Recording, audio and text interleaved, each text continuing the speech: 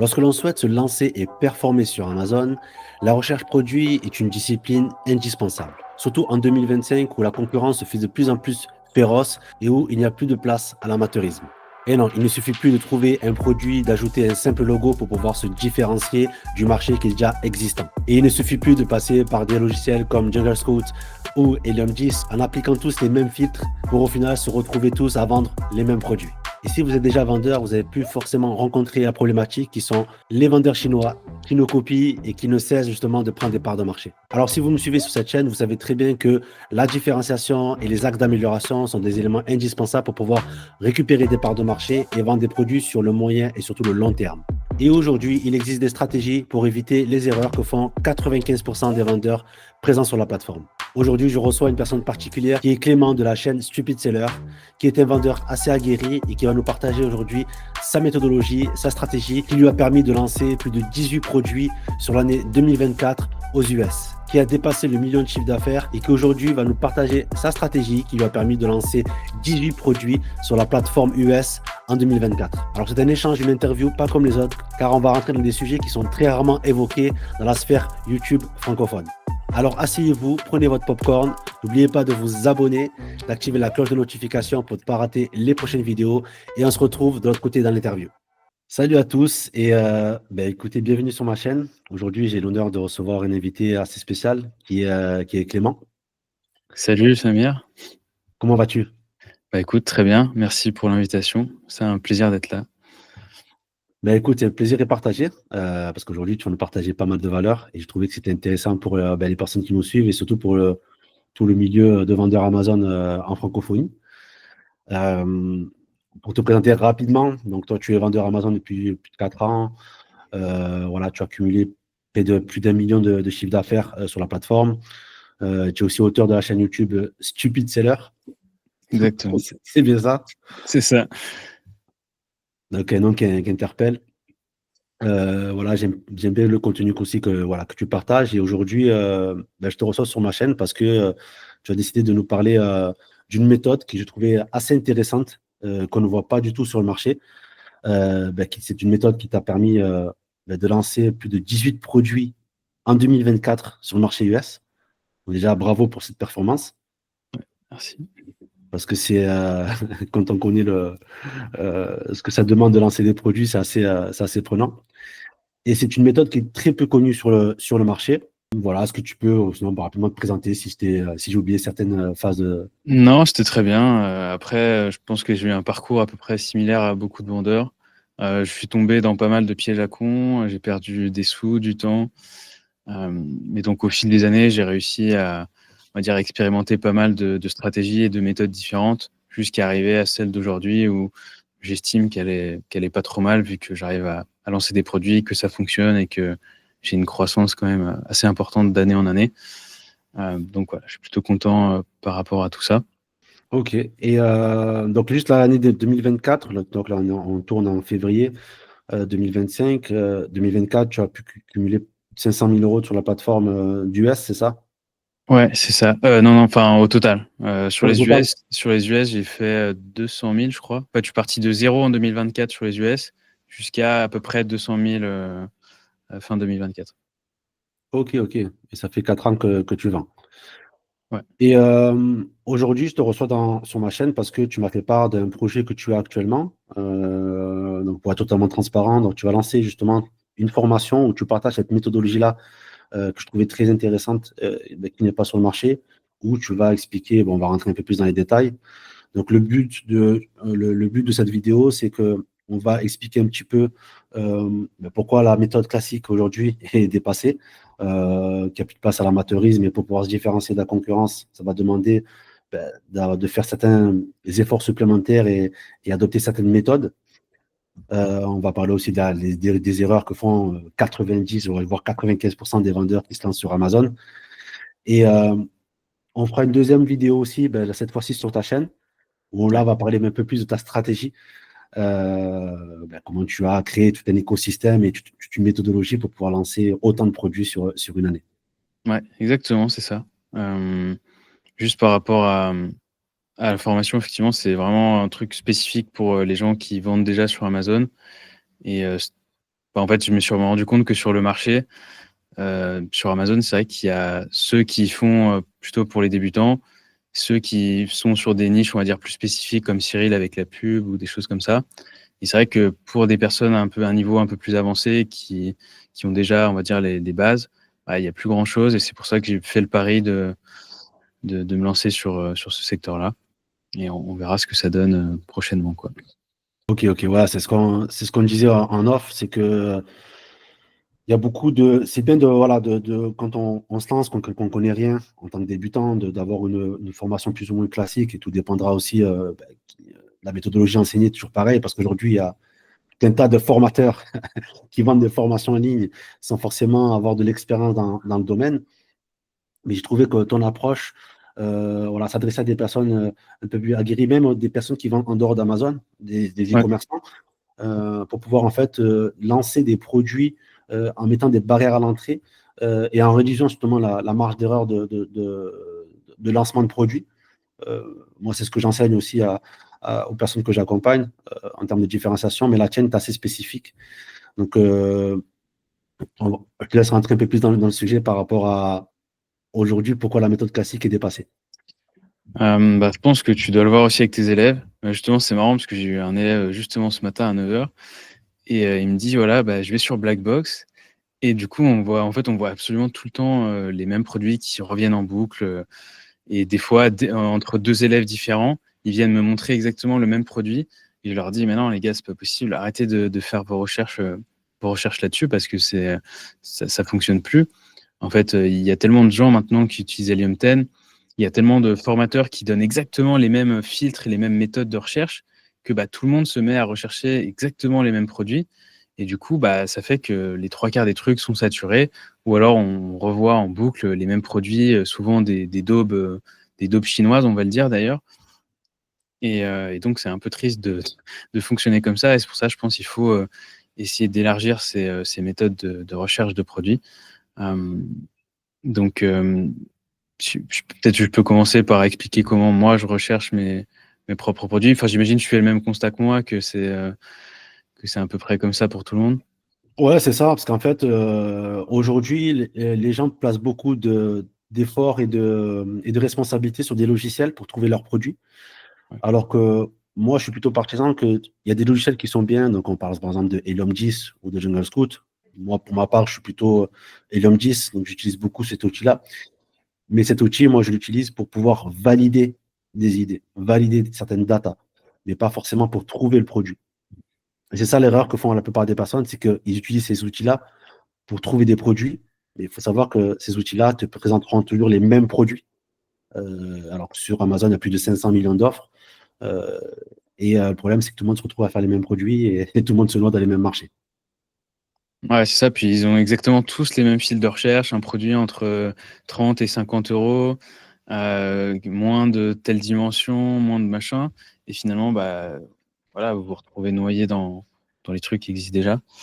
Donc là-dessus, sur ce constat, je te rejoins aussi. Je pense que c'est mieux de valider avec les outils plutôt que de rechercher avec. D'autant plus qu'aujourd'hui, tu as aussi l'opportunité explorateur d'Amazon au niveau du serveur central qui t'aide justement aussi à valider. Après, il n'y a pas toutes les niches, les niches plus basses où il n'y a pas assez de data, mais ça te permet quand même de valider les data quand même que te donne Elon 10 ou un Juggle Scout par rapport à des marchés. Et du coup, bah, je peux rentrer un petit peu plus dans moi, comment je recherche mes idées de produits. En fait, j'essaie de varier les méthodes parce qu'à un moment, je faisais qu'une seule méthode. Et le truc, c'est que, bah, enfin, je pense que tu l'as déjà fait, donc tu sais bien, quand tu fais de la recherche produit, ça peut vite te prendre la tête. Tu passes des heures, tu vois rien, tu notes des trucs. Enfin, moi, ça me rend fou assez rapidement. Et c'est pour ça que j'essaie de varier les stratégies pour justement, voilà, que ce soit un peu plus fun à faire et que ce soit un peu moins chronophage, même si ça reste pour moi une étape qui est pas la plus agréable forcément. Donc déjà, une des premières méthodes qui est peut-être un peu sous-cotée, je pense, c'est d'aller dans des événements physiques, donc d'aller dans des foires. Bon, la Canton Fair, ça peut être une option, mais c'est compliqué, c'est loin et ça va vous coûter cher. Donc dans des événements physiques, soit même quand vous êtes au supermarché, des fois, je vois des trucs, je me dis, ah putain, pourquoi pas. Ça peut être une façon de faire dans la vie de tous les jours. On en parlait tout à l'heure en off. Voilà, dans ton quotidien, il y a forcément des trucs qui peuvent être des idées intéressantes. Et j'ai une liste sur mon téléphone, même à l'heure actuelle, je dois avoir une liste où il y a peut-être 50 trucs que je dois aller voir plus tard sur les outils pour essayer voilà, de jauger un peu si ça peut être intéressant ou non. Donc ça, c'est une des méthodes. Après, simplement en se baladant sur Amazon, je vais sur l'onglet nouveautés ou best-seller, je clique sur un truc, je me dis, ah, ouais, bof, je descends, je clique sur un autre truc, et au bout de 20 minutes, vous allez vous retrouver sur des niches pour lapins ou des labradors roses. Enfin bref, vous allez plus vous rentrez dans le trou du lapin et plus vous allez finir sur des trucs un peu flous et bizarres. Mais des fois, comme ça, on peut également trouver des choses intéressantes. Et après aussi, en se baladant sur des sites comme Pinterest ou Etsy, c'est des sites où c'est pas mal. Voilà, il y a des nouvelles tendances, il y a des gens qui postent des choses uniques. Donc ça peut aussi donner des idées, des pistes de recherche. Donc ça, je trouve que ça peut être intéressant également. Après, ça va plutôt être dans tout ce qui est décoratif principalement, vu que voilà, c'est des plateformes beaucoup liées à la photo, à l'artisanat. Et pour en rajouter une dernière, l'IA, j'utilise pas mal l'IA aussi. Voilà, je donne à ChatGPT, je lui dis voilà à peu près mes filtres de type de produits que je recherche. Et après, je m'amuse. Soit je lui dis voilà, j'aimerais des produits dans le milieu sportif, sur des sports qui sont pas très connus, ou alors dans des sports qui sont pratiqués que par un certain pays en question dans lequel je veux vendre, ou alors sur des milieux, des métiers par exemple qui sont pas très connus ou pas sexy.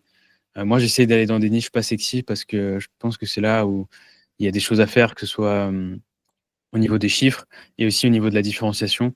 Parce que quand on arrive sur des milieux voilà, qui n'ont pas bougé depuis 5 ans, des fois, voilà, il y a des choses à faire, à rajouter, à améliorer. Et on peut faire des bons coups comme ça. C'est clair, et surtout en termes de pérennité, durabilité de tes produits. euh, Aller sous des tendances, c'est bien, mais après, il faut avoir l'agilité et la force de frappe de pouvoir agir rapidement. Nous, sur Amazon, il y a tout un processus avant de lancer un produit. Donc, il faut être rapide Ouais. et on peut se faire vite rattraper. Et c'est pour ça qu'aujourd'hui, toi, tu partages cette méthode-là pour justement éviter que les personnes te rattrapent. Enfin, tu mets des barrières à l'entrée de différenciation qui font en sorte ce sera dur de recopier et Mhm. ce sera beaucoup plus long à te rattraper. Et toi, tu bénéficieras justement de l'effet cumulé de l'historique que tu as eu en termes de commentaires, de notes, etc., d'historique sur Amazon. Je sais que c'est important. Et ce qui, pour moi, est assez intéressant dans le point de vue que tu veux partager au niveau de ta méthode. Ouais, en fait, je pense à chaque fois, c'est une question de barrière à l'entrée. Donc, des barrières à l'entrée, il y en a plein. Il y a la supply chain, il y a le prix, la marge. Enfin, bref, il y en a une, une grosse quantité. Effectivement, moi, j'ai pris le parti, enfin, je fais le parti pris de me dire, OK, je vais vraiment essayer de travailler la différenciation à fond. Aussi parce que je trouvais ça fun, honnêtement. J'aimais bien, voilà, me dire, ah, je conçois un produit, c'est cool, c'est mon bébé, c'est mon truc.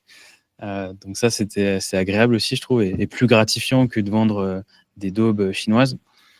Et également, j'avais rajouté aussi comme barrière à l'entrée les patents, enfin les brevets, pardon. Donc tout ce qui est brevets, dessins et modèles, etc. Donc c'est aussi quelque chose qu'on aborde dans ma méthode, parce que je pense que ça a une place importante pour justement éviter enfin, avoir plus d'avance que les Chinois, parce que c'est souvent les Chinois qui vont copier. Et donc, si vous leur mettez des bâtons dans les roues comme ça, voilà, ça va leur prendre plus de temps. Je dis pas que c'est impossible, même avec des brevets ou des dessins et modèles, parce que voilà, certains arrivent à contourner ou autre. Mais en tout cas, ça vous fait gagner plus de temps et ça vous permet de pérenniser votre activité sur du long terme, vu que, enfin, moi, c'est comme ça que je construis mon business. En tout cas, j'aime pas faire des coups et me dire, voilà, ce produit-là, je le vends 6 mois et puis après, il est mort. Je préfère vraiment me dire, lancer des produits evergreen. Et l'objectif, c'est que dans 10 ans, je vende toujours les produits, quoi. Ouais, c'est ça, la durabilité au niveau des produits. Parce que le fait de toujours relancer des produits, c'est assez chronophage. Et surtout, ça peut aussi démotiver pas mal de personnes. Et le fait de bien travailler ça en amont pour être beaucoup plus tranquille pendant plus de temps, ben, je trouve que c'est mieux quand on vend sur Amazon. parce que c'est un ensemble de produits qui te permettra de vivre cette activité et de faire d'exploser les chiffres, comme tu as déjà pu faire ou d'autres ont pu faire. Euh, mais je voulais juste revenir aussi par rapport à pourquoi la méthode classique est dépassée. Et on y revient par rapport à ce que tu as dit précédemment, c'est que, OK, tu as beaucoup de concurrence, mais le problème, c'est que les personnes veulent lancer des produits. Donc, ils lancent des nouveaux produits, que ce soit tendance ou pas, même s'ils voient la content faire, même s'ils sont sur Alibaba, sur 1688, sur des plateformes où c'est beaucoup moins connu, même pour les gens qui ont des agents. Mais le problème, c'est que les Chinois seront toujours moins chers que vous. Ils seront toujours moins chers que vous et ils seront toujours beaucoup plus rapides que vous. Donc, Ouais, puis est-ce que surtout, enfin, il y a encore quelques années, il n'y avait pas encore beaucoup de Chinois qui se lançaient sur Amazon. Mais c'est vrai que maintenant, tu as énormément d'usines qui vendent en direct sur Amazon. Et donc, s'ils peuvent vous évincer, ils le feront. Voilà, hein. Enfin, ils vont arriver, ils baisseront les prix de 20-30%, quitte à vendre à perte, ils s'en foutent, vu que c'est eux qui ont la cam. Et une fois que vous êtes sorti une fois que vous êtes sorti du jeu, bah, ils augmenteront leur prix, ils feront leur bénéfice. Et voilà, donc pour eux, ils pourront utiliser toutes les techniques possibles pour vous gicler du truc. Ils sont quand même assez agressifs. Moi, sur un de mes produits, ça m'est arrivé aussi de prendre des mauvais commentaires. Ils m'avaient attaqué en fait en me mettant des 1 étoile et ils m'ont tué mon produit comme ça. J'ai fini avec une note de 2,3 avec tous les faux commentaires. Et j'avais pas les reins suffisamment solides voilà, pour faire remonter la note, acheter des faux avis, etc. Et donc voilà, il y a plein de façons de mourir sur Amazon et ça en fait partie. Et donc c'est pour ça que j'essaie vraiment d'éviter cette guerre des prix. Et une des façons de le faire, c'est de justement se différencier, de se protéger avec de la propriété intellectuelle et de faire les choses, on va dire, faire les choses correctement, quoi. ben, justement, que tu parles de propriété intellectuelle, de brevets, toi, tu me disais en off que tu t'es fait copier 3 fois. Ouais, c'est Tu peux ça. nous expliquer un petit peu cette guerre de contrefaçon? Ouais, bah c'est un peu l'enfer. Surtout qu'ils sont rapides. C'est un peu ça le problème. Et bah justement, hein, j'ai un produit, on va dire, qui est dans une niche un peu bureautique. C'est une petite niche, hein, c'est pas un truc énorme. Le produit doit faire peut-être 10 000 dollars par mois. C'est pas énorme. Et un matin, je me lève et je vois les salopards, ils avaient copié exactement, genre le produit était le même. Et en plus de ça, tu vois, ils avaient repris des éléments de mon listing, donc au niveau des couleurs, des éléments de style. Ils avaient tout poncé, quoi. Les mecs, il n'y avait eu aucun respect, c'était un copier-coller. Forcément, bah, eux, ça faisait cheap parce que ils sont pas pointilleux comme nous au niveau du marketing. Ils ont beaucoup de mal avec ça. Donc forcément, ça faisait une version un peu bidonnée de mon produit, donc ça se voyait à travers l'écran, ce qui fait qu'ils m'ont pas piqué énormément de parts de marché. Mais vu qu'ils étaient beaucoup moins chers, bah là, ils m'ont quand même sucré des ventes. J'avais aucun moyen de faire supprimer leur listing vu que j'avais pas déposé de propriété intellectuelle pour ce produit-là. Et donc, j'avais juste les boules, quoi. Donc ça, c'était...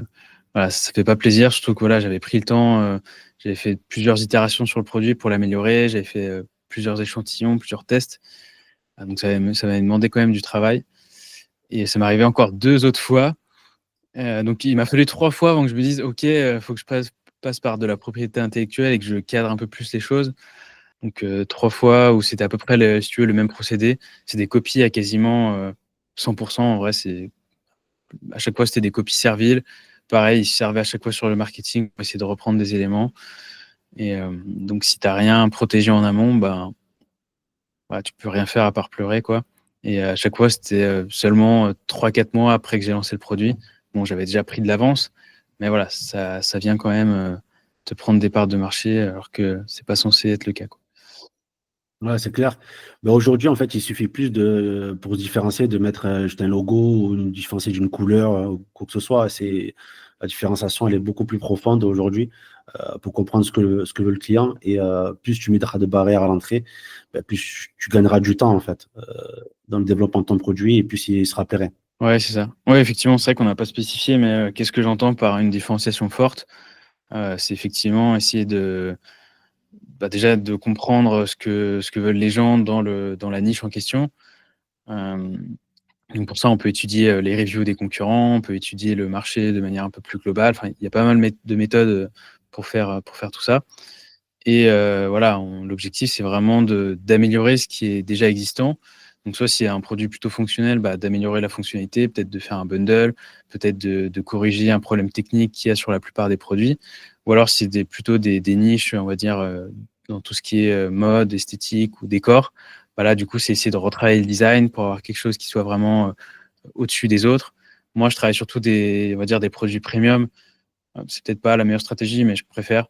Donc, à chaque fois, j'essaie d'avoir quelque chose qui soit plus joli, avec aussi un meilleur listing. Enfin, bref, il y a pas mal de choses à faire pour avoir une différenciation forte. Et comme tu dis, plus on va pouvoir mettre de barrières, plus on peut mettre de barrières à l'entrée, plus on va s'acheter du temps qui est précieux sur Amazon.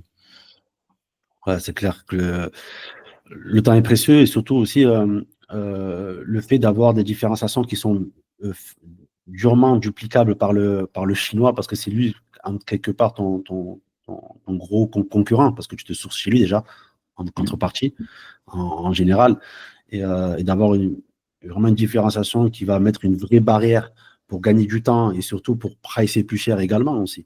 Parce que le pricing, c'est un positionnement. Moi, c'est ce que je recommande, toujours de trouver des produits où pricer cher, parce qu'aller au moins cher, les grosses industries sont dessus et les Chinois sont dessus et on ne gagnera jamais, parce ils sont capables de vendre à perte pour vous gagner du temps, vous faire dégager. Ouais, exactement, c'est ça. Je voulais aussi parler dans cette partie-là de l'erreur que font 90, voire 95% des vendeurs. Tu m'as partagé quelque chose de pas mal qui est le testing. Ouais. Parce que la plupart des personnes ne testent pas pour valider leur idée ou leur hypothèse. Il n'y a pas de protection de leurs avantages compétitifs. Est-ce que tu peux m'en parler un peu plus du testing et de comment toi tu abordes les choses quand tu veux lancer un produit? Ouais. Alors ça, c'est vrai que c'est un truc que j'avais vu quasiment nulle part. Et c'est vrai que finalement, ça paraît un peu fou de se dire qu'on va lancer un produit, on va dépenser des milliers d'euros, et on va faire aucun test avant. Donc c'est pour ça, au fur et à mesure du temps, je me suis dit, OK, comment je pourrais faire pour essayer d'avoir un retour du marché et de me dire que je suis pas en train de faire n'importe quoi. Parce que des fois, apporter une différenciation, c'est bien. On se dit, voilà, je vais faire une nouvelle coque de téléphone, je vais la faire peut-être avec, je sais pas, un élément spécifique de design, une Lamborghini ou je sais pas quoi. Et finalement, notre idée, c'était totalement pourri, personne n'en veut et notre produit, il fonctionne pas du tout. Et donc l'objectif de faire ces tests-là, c'est d'essayer de se dire: «OK, voilà, j'ai cette idée, c'est une hypothèse que potentiellement, si je fais une coque de téléphone avec un logo Lamborghini, ça pourrait très bien fonctionner». Et donc au travers de ce test, on va justement essayer de se dire, voilà, comment faire valider cette idée et en fonction on va dire des réponses et des données qu'on va pouvoir obtenir, c'est de se dire: «OK, finalement notre idée de coque avec un logo Lamborghini, c'est tout pourri, on va pas faire ça». Ou alors au contraire, finalement, c'est une bonne idée, les gens ont l'air de bien valider, ce qu'on leur propose, ils réagissent bien et ça peut nous encourager à passer à l'étape suivante, du processus. Donc pour ça, j'utilise différentes méthodes. Il y en a des gratuites et il y en a d'autres il faut payer quoi, c'est un investissement. Donc pour tout ce qui est gratuit, j'utilise beaucoup, les communautés. Donc on en parlait, il y a Reddit où c'est vrai qu'il y a beaucoup de geeks, mais il y a quand même des communautés sur, un peu tous les sujets, sur des plantes, sur les pins, sur, la nourriture, enfin bref, à peu près toutes les thématiques, imaginables, il y a souvent des communautés. Et c'est des personnes qui sont assez engagées, qui sont souvent passionnées. Et par exemple, j'avais lancé un produit, c'était des bains glacés, tu vois, comme un espèce de jacuzzi où tu mets de l'eau froide et tu fais des bains dedans c'est pour la récupération musculaire, etc. Et donc j'avais lancé ce produit-là et je voulais avoir des retours un petit peu de personnes pour m'aider à chercher une différenciation intéressante, à voir comment je pouvais améliorer le produit. Et du coup, j'étais allé sur Reddit. Il y avait plusieurs groupes de personnes passionnées par le sujet, où il y avait des mecs, comme tu dis, c'était vraiment des geeks. Tu vois, ils étaient là. J'ai trois réfrigérateurs avec des outils hyper compliqués pour faire mes glaçons, machin, mon truc. Et, du coup, j'ai fait des posts sur ces plateformes-là en leur disant, voilà, l'idée que j'ai à peu près. J'avais fait une photo. Donc, j'avais payé quelqu'un pour me faire un espèce de, un rendu 3D de l'idée que j'avais en tête, simplement. Et je leur disais, voilà, qu'est-ce que vous en pensez? Est-ce que vous avez des idées potentiellement de comment je pourrais améliorer ce truc-là? Et si oui, voilà. Et j'avais eu pas mal de messages, j'avais eu des personnes qui m'avaient vraiment, qui avaient pris le temps, tu vois, de me faire un retour complet. Et ça m'avait vraiment beaucoup aidé. Et par la suite, je me souviens même qu'il y en a quelques-uns à qui j'avais offert le produit et qui m'avaient même laissé un commentaire sur Amazon, donc qui m'avaient aidé pour la phase de lancement. Donc ça fait d'une pierre deux coups, donc c'est assez cool. Et donc ça, c'est une des méthodes que j'utilise. Je sais pas si toi, tu fais aussi des tests ou des choses comme ça. Alors, oui, bien sûr, on peut faire des tests directement. Moi, ce que j'avais préconisé, c'était déjà autour de sa famille ou Ouais, directement voir son avatar client. Tu as des groupes Facebook, Pinterest, ou regarder sur Google. L'IA aussi. L'IA ouais, aussi peut t'aider. Tu as t'as des IA qui te permettent de faire des testings au niveau et d'obtenir, en fait, avec des sondages pour obtenir des résultats. Mais l'approche que toi, tu enseignes, pas forcément. Et je trouve qu'elle vient renforcer encore et minimiser ta prise de risque lorsque tu vas lancer un produit. Des fois, il vaut mieux perdre 200, 300, voire 400 balles, entre guillemets, investir dans un test, dans un produit et voir si ça pourrait intéresser ou pas, que de se lancer dans des commandes à plusieurs milliers d'euros et d'atterrir sur le marché et voir qu'en fait, on est à côté de la plaque. ouais, bah du coup ça c'est vrai que c'était la méthode gratuite, c'est les communautés, c'est une façon de faire où bon, ça peut être intéressant, mais dans certains cas, voilà, il n'y a pas de communauté autour du projet qu'on développe, ou alors on a assez peu de réponses et donc on a peu de données à exploiter. Donc c'est bien, mais si on n'a pas de budget, ça peut être sympa. Mais sinon, vraiment, ce que j'utilise le plus, c'est, comme je t'avais expliqué, c'est vraiment les sondages, où là, certes, c'est payant, il faut mettre un ticket. Mais par contre, il y a des outils qui sont vraiment extrêmement pointus et qui Ah ouais. non seulement permettent d'avoir, on va dire, une validation de votre hypothèse et de votre idée, et en plus de ça, d'avoir une énorme masse de données, parce qu'en fait, à chaque fois que les gens vont voter pour votre produit, ils doivent justifier en fait pourquoi ils aiment bien votre produit ou alors pourquoi ils l'aiment pas. Et en fait, à partir de ces infos-là, vous, ça vous permet d'affiner votre idée, de l'améliorer, de la changer, et ça vous aide vraiment à construire le meilleur produit possible. Donc ça, je trouve que c'est un outil extrêmement puissant qui est pas du tout utilisé à l'heure actuelle. Du coup, toi, tu as pu voir un peu. Ah ouais, moi, franchement, c'est un outil de ouf. Franchement, j'ai vraiment apprécié. En plus, il est très bien fait avec, ça met directement en situation, comme si on était sur Amazon, avec Ouais, c'est plusieurs ça. produits. Et ce qui est bien, c'est que tu as le feedback des personnes et tu as un feedback assez objectif et et tu as un vrai feedback, en fait, par rapport à l'idée que toi, tu t'en fais du produit par rapport à la concurrence. Parce que tu Ouais, peux mettre aussi des fiches produits des concurrents et voir c'est vrai. lequel l'emporte. Et ça, aujourd'hui, enfin, je veux dire, tu m'as fait découvrir un outil qui, aujourd'hui, va encore beaucoup plus optimiser ton lancement de produit, te faire gagner énormément de temps et aussi surtout d'argent. Ouais, bah, c'est sûr que si tu te foires, tu peux vite perdre beaucoup d'argent et là, ça permet quand même je pense, de limiter les risques et de tester, plusieurs choses.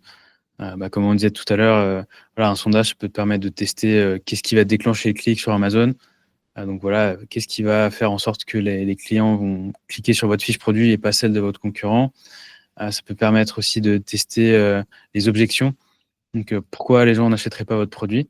Des fois, il y a des choses auxquelles vous ne pensez pas forcément, ou alors que si vous n'êtes pas vous-même l'avatar de votre produit, vous ne le savez pas. Si vous vendez par exemple des produits pour les femmes enceintes, bonne chance. Enfin, si vous n'en avez pas dans votre entourage, c'est très compliqué. D'ailleurs, je ne recommanderais pas de faire ça, mais c'est un autre sujet. Et donc, ouais, je pense que c'est un outil qui, ma foi, est très puissant. Et comme tu disais, effectivement, tu arrives, en gros, c'est un outil qui permet de simuler la marketplace d'Amazon, où donc tu as toutes les infos, tu as les images, tu as les titres, tu as les prix, tu as les reviews, tu as les badges vendeurs, donc tu as absolument tout. Et donc le type de sondage dont tu parles, toi, c'est où effectivement tu te mets en fait face à des concurrents. Donc tu peux mettre jusqu'à 3 concurrents plus ton produit. Et en fait, les gens doivent choisir. Ouais, enfin, ils ont les quatre produits du coup devant eux. Ils doivent choisir lequel ils préfèrent, celui qu'ils aiment le moins, et à chaque fois justifier les deux. Et ça vous permet donc déjà de savoir si votre produit gagne ou pas face à vos compétiteurs, donc en ayant toutes les données, donc le prix, votre image principale, etc. Et également, donc toutes les infos que vous allez recevoir par la suite, c'est que du bonus pour vous permettre d'affiner votre produit, savoir aussi un peu les points faibles de vos compétiteurs, ou alors si vous pouvez piquer des éléments qui marchent bien chez les compétiteurs, hein. Par exemple, certaines personnes vont vous dire l'image de ce produit-là, j'ai beaucoup aimé parce que tel ou tel point. Il y a plein de personnes qui vont dire ça. Bah, ok, sur votre image, peut-être ça serait cool de rajouter ce que l'autre gars a fait. Donc, vous voyez, il y a plein d'éléments comme ça qui peuvent être réutilisés. Et ça peut aussi vous permettre de tester la situation pour finir. Donc, c'est-à-dire, comment expliquer? Par exemple, vous voulez faire des cups pour boire son café sur la route, en voiture. Donc, là, vous vous doutez que la situation ne sera pas la même si vous voulez vendre pour le sport. Donc, ça vous permet aussi de tester cette hypothèse-là. Est-ce que les gens préfèrent utiliser ce produit pour le sport, pour la voiture, etc.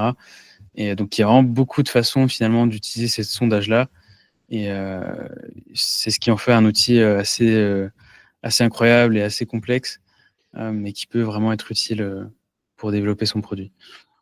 Ok, ouais. Et moi, je trouve ça vraiment, vraiment, vraiment intéressant. Surtout quand par exemple, on est déjà avancé sur Amazon et qu'on veut se lancer sur un projet avec un produit où on compte vraiment le commercialiser et mettre les moyens qu'il faut. Euh, c'est vraiment un investissement aujourd'hui qui fait la différence. D'avoir le vrai feedback en situation ou pas en situation des personnes pour pouvoir affiner la production et lancer son idée dans le marché. Et, euh, et juste pour finir, avant de conclure cette vidéo où justement tu vas expliquer cette stratégie-là, pardon, sur ta chaîne. Donc, je vous invite vraiment à visionner la deuxième vidéo et à vous abonner aussi à son compte où il partage pas mal de valeurs, où il a ce côté un petit peu humble d'une personne qui monte son expérience et qui veut en apprendre tous les jours. Donc, c'est ça que j'ai aimé chez toi. Donc, tu as trouvé le design que tu veux les vendre, la différenciation, Mhm. d'accord? Tu l'as mis en situation, tu l'as testé. Et ensuite, ben, est-ce que tu peux nous parler aussi, ben, comment tu le protèges, tout ça? Est-ce que tu peux Euh, dire deux, trois mots vite fait dessus? ouais, bah, Continue rapidement, cette, enfin, du coup, je fais la suite du process, comme ça on voit à peu près toutes les étapes, ça va être rapide. Ouais, Donc une fois qu'on a fait ça, généralement ce que je vais faire, c'est que je vais travailler avec des designers. Donc je vais commencer à faire un document pour récapituler un peu toutes les infos que j'ai eues dans ma recherche de produits, et dans les sondages, etc. Après, je transmets ça au designer. Le designer va me proposer différents concepts du produit avec les infos que je lui ai données. On va choisir un concept. On va ensuite continuer de développer jusqu'à avoir un plan. Une fois qu'on a ce plan technique-là, on attaque le sourcing. On va essayer de trouver un fournisseur qui puisse faire notre produit au prix auquel on veut le vendre. Donc, il y a les calculs de rentabilité, etc. Et une fois qu'on a fait ça, on valide un peu tout. Soit on peut refaire un test de marché, donc refaire des sondages pour s'assurer qu'on est toujours sur la bonne voie. Et après, une fois qu'on passe la commande, bon, il y a tout ce qui est lancement, etc. Je simplifie grandement. Et effectivement, à partir de ce moment-là, une fois qu'on a les plans et qu'on a le produit fini, là, on peut le protéger. Donc, en fonction du type de produit, si c'est un produit où il y a vraiment une fonctionnalité qu'on a rajoutée, qui a quelque chose de nouveau, là, on va plutôt partir sur un brevet. Et si au contraire, c'est plutôt l'aspect esthétique du produit, donc tout ce qui comporte le design, la forme, voilà, les aspects esthétiques, là, ça va plutôt être un dessin et modèle où on va faire un dépôt de propriété intellectuelle donc, auprès de l'INPI. Ça coûte pas si cher que ça, étonnamment. On pourrait croire que ça coûte des sommes astronomiques, mais justement, dans ma méthode, on montre comment faire ça pour moins de 150 euros. Donc voilà, pour 150 euros, ça vous offre une protection. Est-ce que ça marchera à tous les coups? Peut-être pas. Même si ça marche une fois sur trois pour faire dégager quelqu'un qui vous copie, j'estime que ça vaut 150 euros. Donc voilà à peu près le process simplifié de la méthode que j'applique actuellement. ok, ben c'est clair. Ben écoute, hâte de voir la seconde partie. Euh, ça se passera sur ta chaîne et où on va rentrer un peu plus dans les détails par rapport à tout ton process et que je trouve vraiment intéressant par rapport à ce qui se fait sur le marché. Et je vous invite vraiment à aller regarder la deuxième vidéo et à vous abonner aussi à sa chaîne voilà, pour que vous puissiez avoir les tenants et les aboutissants et voir ce qu'il propose derrière aussi également pour être totalement transparent. Super. Bah, merci beaucoup, Samir. Et puis, on se retrouve plus tard, hein. Allez, à plus tard. Salut.